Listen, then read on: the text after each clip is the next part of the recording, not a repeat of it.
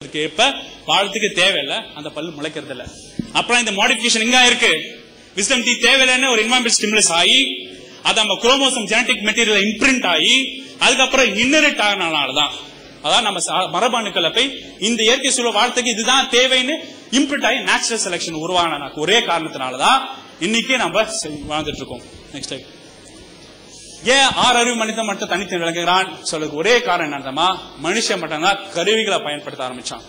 எப்ப மனுஷன் கருவிகளை பயன்படுத்த ஆரம்பிச்சானோ அவன் மிருக இனத்தோட தனித்து விளங்க ஆரம்பிச்சான்.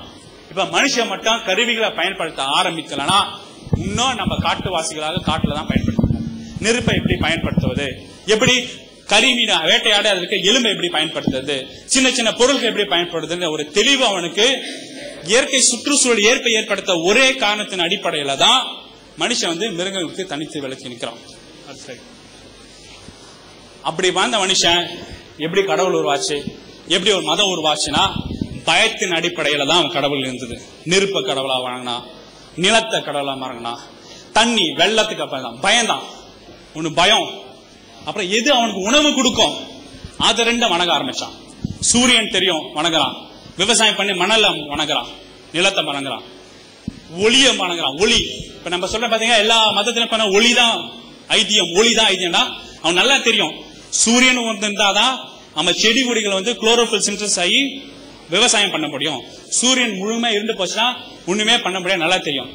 ஒளி ஒண்ணு உணவுக்கு தேவையான ஒளிய வழங்கினா, இல்ல பயத்தின் அடிப்படையில இப்ப நீங்க பார்த்தா இந்து மதத்துல பாம்பு கடவுளா இருக்கும், யானை கடவுளா இருக்கும். எது எது பார்த்து பயந்தானோ அதெல்லாம் அவன் கடவுளா மாத்தினான். அப்படி பயந்து கடவுளா மாத்தினால்தான் பிறகு நதியோரம் செட்டில் ஆகி விவசாயம் பண்ண ஆரம்பிச்சோடனே அந்த விவசாயிக்க மக்களுக்கு ஒரு வழிமுறை, வாழ்க்கை நெறிமுறை தேவைப்பட்டது. அந்த வாழ்க்கை நெறிமுறை தேவைப்படுறதுக்காக அப்ப இருக்கிற ஒரு குரூப்பான ஆளுங்க இந்த கடவுள் ஒண்ணு இருக்காரு, நீ தப்பு பண்ணா உனக்கு சட்டம் தண்டனை, நீ தப்பு பண்ணாம இல்லைன்னா நான் நேர்த்தியோட நேர்மையோட இருந்தா இல்லன்னு ஒரு பயமுறுத்ததுக்காக ஒரு நெறிமுறைப்படுத்த. இப்ப ஸ்கூல் டீச்சர் எல்லாம் உட்காந்து அல்ஜிப்ரா போட்டிருக்கோம். இப்ப அல்ஜிப்ரா போட முடியுமா? இப்ப ஸ்கூல்ல டிக்னாமெட்ரி உட்காந்து போட்டிருப்போம், ஸ்கூல்ல பாடம் படிச்சிருக்கோம், எக்ஸாம்ஸ் தான் உட்காந்து படிக்கிறோம். ஒரு டிசிப்ளின் கொண்டு வரதுக்கான ஒரு முயற்சியை அது பிற்காலத்துல ரிலிஜனா மாறிச்சு. அந்த ரிலிஜனை ஒவ்வொரு மனுஷனுக்கு ஏற்ப ஒரு டிவியேஷன் இருக்காங்க. இங்கே நம்ம மதத்திலேயே பாக்குறேன், ஒருவருக்கும் ஒரு கட். ஐயா சொன்ன மாதிரி முட்சாலெட் ஸ்கூல் இருக்கு. முட்சாலெட் ஸ்கூல் முழுக்க இஸ்லாம் சமுதாயத்தை ரேஷனலிஸ்ட் எங்கள மாதிரி கருத்துக்களை தீவிரமாக பரப்பின முட்சாலெட் ஸ்கூல் இருந்திருக்கு. அறிவியல் பயிற்சி பண்ணிருக்காங்க. அதே மாதிரி ஹர்மத் குரூப் பாத்தீங்கன்னா இருக்கு. நிறைய டிஃபரன்சியேஷன்ஸ் இங்கே நம்மளோட தொழு முறை, வாழ்க்கை நெறிமுறை எல்லாம் மாறி இருக்கு. அதே மாதிரி இந்துல நீங்க கேட்க வேண்டாம், 1000 தூணுக்கு தும்பலுக்கு ஒரு கடவுள், தூணுக்கு ஒரு கடவுள் உற்பத்தி பண்ணிருக்காங்க. ஜீசஸ் பண்ணா சர்ச் தான் மெயின், சர்ச் தவிர நீங்க எதுவும் தடை சொல்ல முடியாது. சர்ச்சுக்கு எதிர்ப்பா சொன்னா தூக்கில போட்டுருவோம், அந்த மாதிரி ஒரு முயற்சி. அப்படி பார்த்தா இங்க டிட்டர்மைன் பண்றது எதுனா மனுஷனுக்கு நெறிப்படுறதுக்காக ஒரு செக்டுக்காக உருவானது தவிர இந்த பரிணாம வளர்ச்சி உள்வாங்கி செயல்படணும். இப்போ நம்ம சொல்ல கருத்துக்கள் இங்க நான் பதிய வச்ச கருத்துக்கள் அடுத்த சைட் போடுங்க. நான் இது வரைக்கும் உங்ககிட்ட பேசின கருத்துக்கள் எக்ஸ்பெரிமெண்ட் பண்ணலாம், எக்ஸ்பெரிமெண்ட் பண்ணி ப்ரூவ் ஆச்சு, அது கன்ஃபார்ம் ஆயிடுச்சு. இது வெகுஜன மக்கள்னால உள்வாங்க முடியல. ஏன் வெகுஜன மக்கள் உள்வாங்க முடியலன்னா ரெண்டு. ஒண்ணு, நான் இன்னைக்கு உங்க முன்னாடி ஒரு டாக்டரா முன்னாடி நின்று பேச முடியாத எனக்கு தைரியம் இருக்கு. ஏன்னா ஒரு பொணத்தை டிசெக்ட் பண்ணி அனாட்டமி படிப்போம், மூளையை டிசெக்ட் பண்ணுவோம், கண்ணை டிசெக்ட் பண்ணுவோம், ஹார்ட்டை டிசெக்ட் பண்ணுவோம், மைக்ரோஸ்கோப் லெவல்ல செல் எப்படி டிவைட் ஆகுதுன்னு சொல்ல முடியும், எப்படி ஜெனடிக்ஸ் வழியா ஒரு நோய்கள் எப்படி தீர்க்க முடியும் சொல்ல முடியும். சோ கிட்டத்தட்ட 5 வருஷம் ஆச்சு. பிறகு 3 வருஷம் மேற்படிப்புல அனாலிசிஸ் ஸ்டடி பண்ணக்கு அப்புறம் தான் எவல்யூஷன்ல இது எப்படி உருவாச்சு சொல்ல முடிஞ்சது. ஒரு சராசரி மனுஷனால சொல்ல முடியாது. ஆனா சராசரி மனுஷனால ஒரு யதார்த்தமா சொல்ல முடியும், ஒரு சக்தி இருக்கு, அந்த சக்தினாலதான் எல்லாம் நடக்குது யதார்த்தமா சொல்ல முடியும். சோ அறிவியல் பயன்பாட்டிற்கு, அறிவியலுக்கு உட்பட்ட செய்திகளை உள்வாங்கி அதை வாழ்க்கை திறனா மாற்றும் போதுதான் நமக்குள்ளே இல்ல கான்ஃபிளிக்ட்.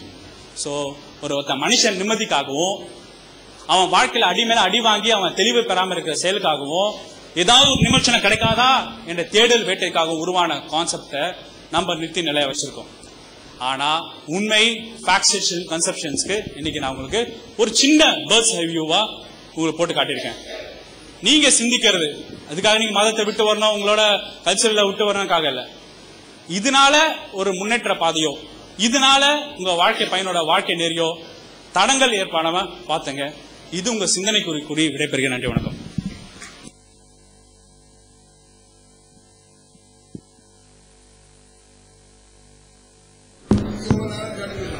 இந்த நேரம் உடையவர்கள் சார்பாக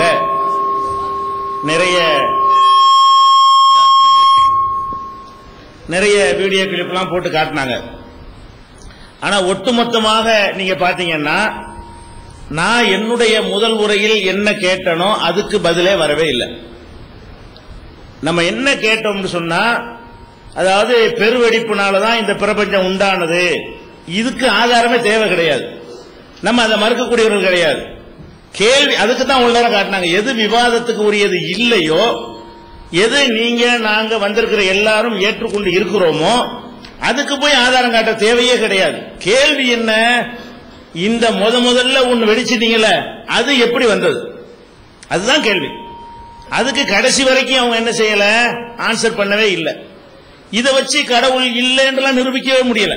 அவங்க என்ன சொல்றாங்கன்னு கேட்டா, சில படங்களை காட்டுறாங்க, அவளுக்கு கிராபிக்ஸ், அது குரங்குல இருந்து வந்த மாதிரி மீன் மாறுற மாதிரி காட்டுறாங்களே, நம்ம என்ன கருத்தை நினைக்கிறோமோ அது மாதிரி கிராபிக்ஸ் உண்டாக்கலாம். மனுஷன்ல இருந்து குரங்கு வர்ற மாதிரி கூட படம் போடலாம். குரங்குல இருந்து மனுஷன் வர்ற மாதிரி போடாம முதல்ல மனுஷனை போட்டு அப்புறம் அது குரங்கா மாறுற மாதிரி கிராபிக் பண்ண அப்படி போட்டு காட்டலாம். இதெல்லாம் பிரபஞ்சம் வெடிக்கிறதெல்லாம் கிராபிக் தான் உழவும். இது சும்மாவே சொல்லலாம். இது எவிடன்ஸ் நீங்க எடுத்துடக்கூடாது. நீங்க அவங்க காட்டின படம் காட்டினோன்னு நம்ம நிஜமாவே மீனுக்கு இப்படி ரெக்கம் முளைக்கிறது, மீனுக்கு இப்படி கால் வந்ததெல்லாம் அப்படி இருந்ததை படம் எடுத்துட்டு வந்திருக்காங்க நீங்க புரிஞ்சிடக்கூடாது. அவர்கள் என்ன கருத்தை சொல்ல நினைக்கிறாங்களோ, அல்ல அவரை மாதிரி உள்ளவர்கள் என்ன கருத்தை சொல்ல நினைக்கிறாங்களோ அது மாதிரி கிராபிக்ல தயார் பண்ணி என்ன செய்வாங்க, கார்ட்டூன் படம் எல்லாம் பாக்குறீங்கல்ல, அது மாதிரி தான், அது மாதிரி உண்டாக்கப்பட்டதை தான் அவங்க போட்டு காட்டியிருக்கிறாங்க. இது சும்மாவே இது போட்டு காட்டல ஒரு பொறுப்புலாம் ஒன்றும் கிடையாது.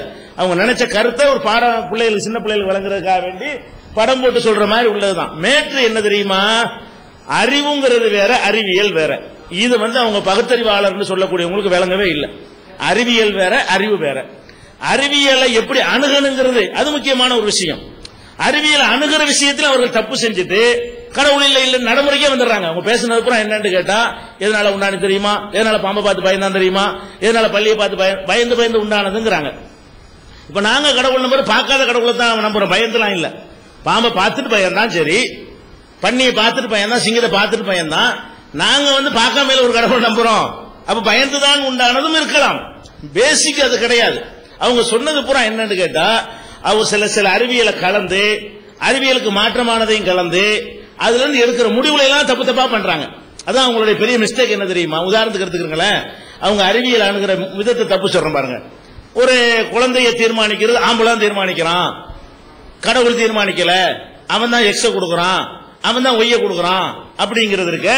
இது அறிவியலோட அறிவியலுக்கு எதிரான கருத்தை மிக்ஸ் பண்ணி சொல்ற ஒரு பேச்சு. இது ஆண் கொடுக்கறான்னு சொன்னா அவன் நினைச்சா எக்ஸ் கொடுத்துரு, எல்லாரும் ஒய்ய கொடுத்துட்டு இருக்க வேண்டியான, அவனிடமிருந்து போவதுன்னு அதை சொல்லணுமா, அவன் தான் டிசைட் பண்றான், அம்புட்டு பேர் ஆம்பளை பிள்ளை பெற்றுவானே, அவன்கிட்ட இருக்குன்னு நீங்க சொல்லணும். அறிவியல் எப்படி பேசணும், அவன்கிட்ட எக்ஸ் இருக்குது, அவன்கிட்ட ஒய்யும் இருக்குது, எக்ஸ கொடுக்கறதா ஒய்ய கொடுக்கறதா அவன் டிசைட் பண்ண மாட்டான். இவங்க எப்படி அந்த உள்டா வழங்குறாங்க அறிவியலை, ஆம்பளை தான், இவன் தான் ஆம்பளையும் கொடுக்குறான், இவன் தான் பொம்பளை கொடுக்குறான், அம்புட்டு பேர் ஆம்பளை கொடுத்துட்டு போயிருவானே, எல்லாரும் அதைத்தான் ஆசைப்படுறா அதிகமான பேரு. அப்ப நமக்கு மீறி தான் நடந்து கொண்டிருக்கிறது. நம்மள்ட்ட இருக்கிறது என்பது வேற, நம்ம டிசைட் பண்றது அதான் அறிவியலை வித்தியாசப்படுத்தி பார்ப்பது. அப்ப அறிவியலோட அறிவியல் இல்லாத கலந்து பேசுறதுனாலதான் இந்த குழப்பங்கள்லாம் வருதுங்க. இப்ப நம்ம அடிப்படையான விஷயம் என்ன, அவர்கள் சொன்னதுல ரெண்டு விஷயம் வச்சிருக்கிறாங்க. ஒன்னு, இந்த பிரபஞ்சம் எப்படி தோன்றியது, எப்படி வெடிச்சது, அது எப்படி பல இதுகளாக ஆனது, எப்படி கடலை அப்படியான ஒரு விஷயத்துக்கு ஒரு கிராபிக் படம் ஒன்று போட்டு என்ன செய்யறாங்க, காட்டியிருக்கிறாங்க. இன்னொன்று இந்த உயிரின தோற்றத்துக்கு ஒரு படம் காட்டியிருக்கிறாங்க. ரெண்டு தான் மொத்தத்தில் இவ்வளவு நேரம் சொன்ன வேற்று என்னன்னு கேட்டா, சூரிய சந்திரன் இந்த பிரபஞ்சங்கள்லாம் எப்படி தோன்றியது என்பதற்கு முதல்ல எப்படி இருந்தது, வெடிச்சது, அப்படி காட்டி அதுக்கு ஒரு சில காட்சிகளை காட்டியிருக்கிறாங்க. ஒரு விஷயம் தான் சொல்லியிருக்கிறாங்க. இன்னொன்னு என்ன, இந்த மனிதன் இப்படி இல்ல, மனுஷனுக்கு வந்து அப்படி அப்படி அப்படி இருந்தது என்று காட்டியிருக்கிறாங்க. இந்த ரெண்டு விஷயங்கள்லயுமே அவர்கள் ஒரு விஷயத்துல கரெக்டான அறிவியலை சொல்லிட்டு அதுல சிந்திக்கிற விதத்தை தப்பு பண்ணிட்டாங்க. ரெண்டாவது சொன்னதுல அறிவியலை தப்பா சொல்லியிருக்கிறாங்க. அதாவது இந்த பிரபஞ்சம் உண்டானது இருக்க பெருவெடிப்புனால அது உண்மை, அதிலிருந்து கடவுளை இல்லைங்கிறத நிரூபிக்காம எப்படி உண்டானுச்சுங்கிற அந்த செய்தியைத்தான் சொல்லிட்டு போறாங்களே தவிர இதிலிருந்து கடவுள் இல்லை என்று இப்படி தெரிய வருகிறது. அதான் லாஜிக். எப்பொருள் யார் வாய் கேட்பினும் அப்பொருள் மெய்ப்பொருள் காண்பது அறிவு. அது மெய்ப்பொருள் என்ன தலைப்பு, அதுக்கு அதுல என்ன இருக்குது, தலைப்புக்குள்ள விஷயம் எங்க இருக்குது அதுல. அப்ப நம்ம என்ன கேட்கிறோம், இந்த பெருவெடிப்பு கொள்கை சொல்றீங்களா, அது உங்களை